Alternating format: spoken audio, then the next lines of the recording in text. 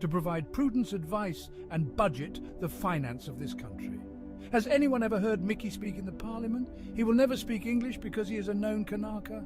Marape is a big-time joke to this country. Those from Wapanamanda and Enga as a whole know Mickey is illiterate with no qualifications, no degree in economics or finance. Literally, how will this country run? I feel for this country with cabinet ministers who are Kanaka, bus drivers, child molesters, women abusers, etc. The whole idea Marape is appointing Mickey as finance is to steal more by using Mickey as his puppet. Marape, the whole country is watching you. Your evil plan to steal from the government coffers will not prosper. God will punish you. Evil will never triumph. Peter O'Neill tasted power for 8 years after stealing it from Somari in 2011. To the young ones, don't think he is doing it for you all. He dreams of being Prime Minister again. That is why he resigned and accepted nomination again on the 30th of May 2019. That is why he played with Sam Basil and Patrick Pruaith in 2020 Vanimo. And right through this fellow has his sights set to make a comeback. He is holding it close to his chest.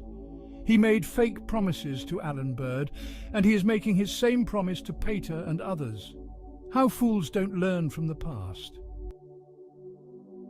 PMJM putting this country into even worse condition again and again, every day by day. Prime Minister James Marape, why are you willfully putting a hot slap on the face of us, the Papua New Guineans? Are you kidding us by giving the finance minister away to someone who doesn't even deserve it? Guess there wasn't anyone capable enough to occupy this office, right? What a shame, Mr. Prime Minister. Mr. Prime Minister, you are deliberately and premeditatedly sinking this nation. For your information, even a stupid fella wouldn't do what you've just done. What do you want people like Honourable Mickey Keok to do with this key portfolio? We the citizens are not fools like you. You haven't played smart as yet. You thought you were smart enough to fool us, but you had just fooled yourself. It signifies how desperate you are in the eyes of your poor people. We already pictured what you're up to. The main motive behind appointing Honourable Mickey Keok as the finance minister is because you just wanted to use him as the rubber stamp. And that's the all concept behind you appointing Mr. Keok. Prime Minister James Marape, I'm repeating it again that even a stupid fella would not do what you have just done.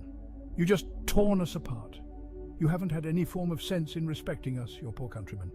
Papua New Guinean, honestly speaking, Prime Minister James Marape is meaningfully and deliberately sinking this country. 5 new ministries were rushed in yesterday for convenience more than anything. A former opposition hard man and distinguished ex-serviceman was quietly ushered to the corner of the room to play with his new toy. Ministry for Tourism.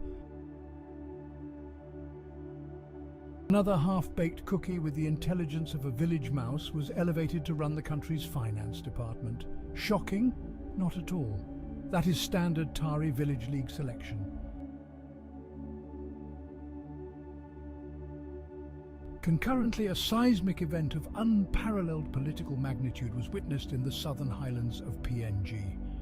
The King in the south, Governor William Powie, invited his young brother and Prince of Politics Honourable Rainbow Paita and his team of alternate government members to officiate at a major event in Ialibu, flanked by stalwarts in the likes of former PM Honourable Peter O'Neill and daring young guns like the no-nonsense Depp. Opposition leader James Nomain, Keith Iduhu and Marsh Narawek. Governor Powie demonstrated to all why he is a force and can break protocol at will and whim if he so chose. The earthquake was felt by those in Waigani and Loloata as it rocked the champagne glasses of those who were at the government house for the mock swearing in. PNG is often referred to as the land of the unexpected, and the unexpected happened in the southern highlands of PNG yesterday. A momentous occasion that is sure to send shockwaves and ripples across the political fabrics of this country. Some will not understand the undercurrents and significance of yesterday's opening ceremony in Ialibu, but to the avid observer and trained eye, what happened in Ialibu will surely affect the outcome of Judgment Day in Parliament come September. 2 months is a lifetime for political marriages to go wrong. Governor Powie's daring theatrics just next door to the home of the current PM is no ordinary act. In their battle against the Goliaths of Loloata, the Goliath from the Southern Highlands has invited them home as his small brothers. This sends a clear and unmistakable message to all. Let the games of throne begin.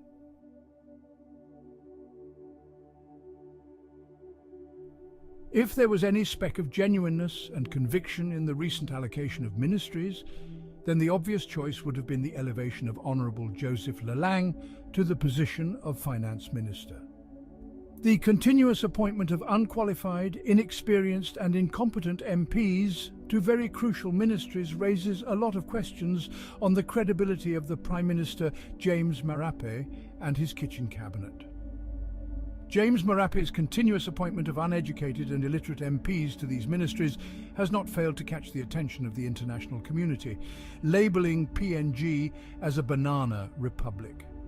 I have watched almost every Parliament session, but did not at any one time witness the member for Wapenamanda stand up to speak. US treaty to connect PNG, we will soon realise why Prime Minister James Marape placed an illiterate mute as Finance Minister in the next couple of weeks. Who is Hona Mickey Kayok?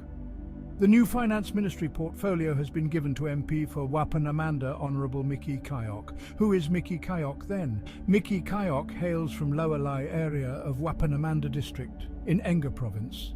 Many of his political rivals tag him as Kanaka and ATM Marsin for being uneducated and dishing out cash to his supporters and voters during his term as MP for Wapenamanda 2002 to 2012. Mr. Kayok completed his grade 10 at St. Paul's Pausa High School in Wapenamanda in 1988. He couldn't make it to a tertiary institution from grade 10. Former MP Masket Yangalio, his uncle, who was the civil aviation minister then, gave him a casual job at airport tarmac at Jackson's International Airport in Port Moresby in 1991. However, he left his job after Mr. Yangalio lost his ministry in a reshuffle. From there on, Mickey Kayok lived his private life without any formal employment until he contested Wapenamanda Open and unseated Masket Yangalio in 2002. Congratulations to Honourable Mickey Kayok, who has now been appointed the Finance Minister of Papua New Guinea. It's a tremendous achievement for his political and personal life. However, his appointment to this highest ministerial portfolio sounds fishy.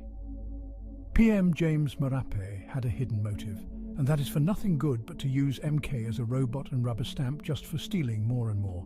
His appointment is nothing more than Tambul MP Winbakri Daki, a bus driver cum politician who was appointed as Defence Minister just to sign PNG-US Defence Cooperation Agreement, DCA.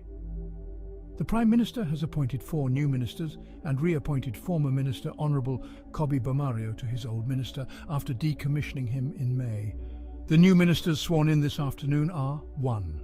Wapenamanda MP Mickey Kayok, Finance 2, Ungai Bena MP Kinoka Feo, Higher Education 3, Vanimo Green River MP Belden Namar, Culture and Tourism Border Security 4, Tawai Siasi MP Kobi Bomareo, National Housing Commission.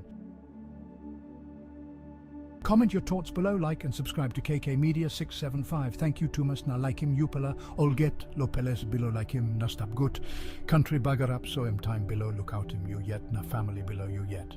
Government non up look savlo you, Tasol na kach mulai.